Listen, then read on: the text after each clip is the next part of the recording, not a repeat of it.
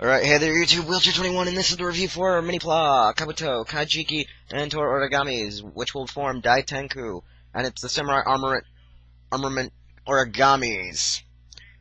Well, first up in the set is the Kabuto Origami, which was the first to be displayed in Samurai Sentai Shinken-Oh. And the cool part about it is, when it moves around, it actually has, well, when you move its disc around, it has the ability to move its feet up and down, and its head can't really spin as it's actually mounted on. As you can see, the DaiTenku head is actually already thrown out and thrusted out. And when in doing so, to combine it, you all have to do is just pull open its bottom horn, and it opens up a little faceplate which will cover over the regular Shinken-Oh head. Also, when combining it, you take off the legs, and it becomes little laser rifles that mount to each arm. And this back piece, which will snap to its back. And by doing so, easily remove the original helmet, place it over to the top, and lock into the back.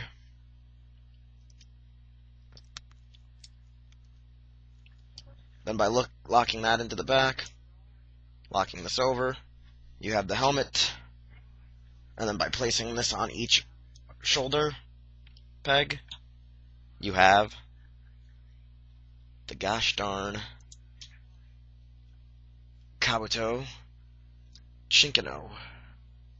Now this thing is actually one of those cool badass pieces of awesomeness which I actually put on the wrong peg, but let me move that down a bit. And now this is more accurate. It usually fires off missile rounds, and when using the Kabuto Origami, it usually shoots a giant energy ball out of its horn while gyrating atop the Shinken-Oh's torso.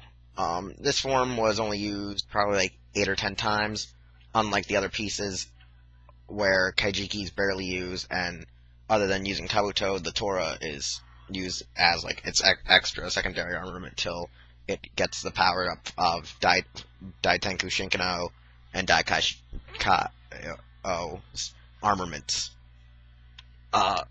When doing the next formation, which is Kajiki is pretty much easier to apply and a basic transference compared to most, where all you gotta do is literally take off its helmet, well, at least the head of the swordfish, which actually can open up and move. Its missile gimmick is not present here, but is shown to have the missiles, and that's about it.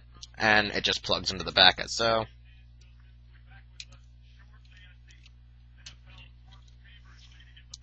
And all you gotta do is literally just place the helmet on top of it, and it kind of doesn't stay in all the way when you try to plug it in and down, so it usually pops off quite easily and fast, because trying to actually plug it into the actual Shinken-Oh head, it just usually ends up either not staying on in general, or not even matching its mark because the head gets wobbly and doesn't want to lock it in place.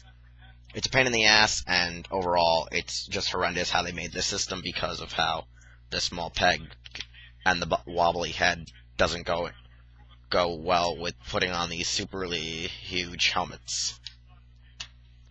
Now, as for the Tora, as you can see, it still has kind of its drill gimmick, but you have to actually manual swivel it. The disc still spins, and in doing so, you pretty much have to fold this entire back piece down right here, which is kind of stuck right now. Remove its tail to become a part of the crown. Move the drills to each side of its buttocks and neck joint. Flip up the drills so they're actually straight up. Attach to the back now, like you would the Kabuto Origami. Then when taking the Tora, you close up its crown or tail to make the ring. Place it atop the actual head of the Tora, and then hopefully hope it clicks in place when actually trying to apply it, because it tends to always fall off, because like I said, this head is a pain in the god darn arse. Now finally actually applying and correctly establishing the back and helmet. As you can see, the drills are really huge and high up now. The helmet is still in place and the back is kind of wobbly.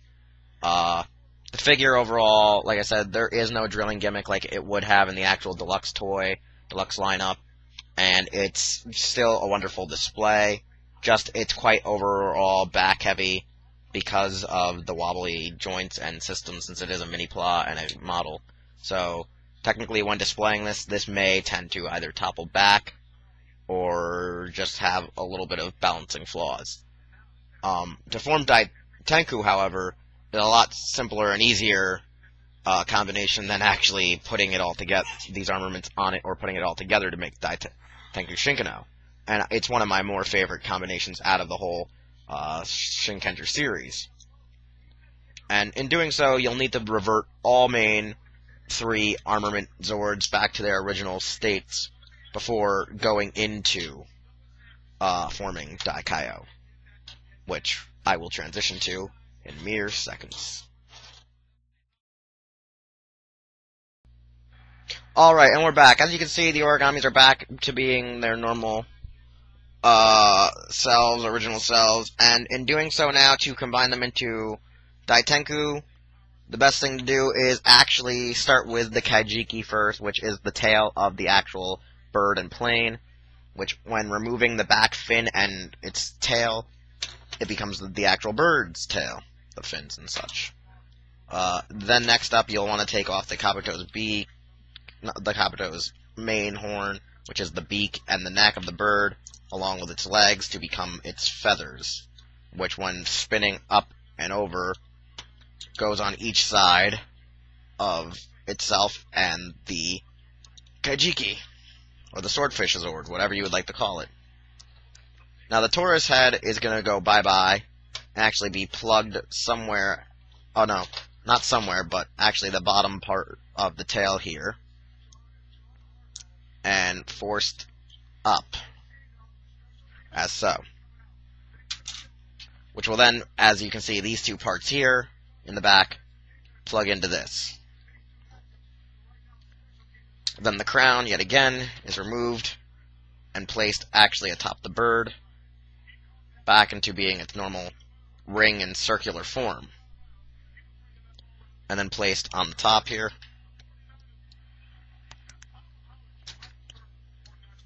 And then placed in each side, pegging in, to become DaiTenku.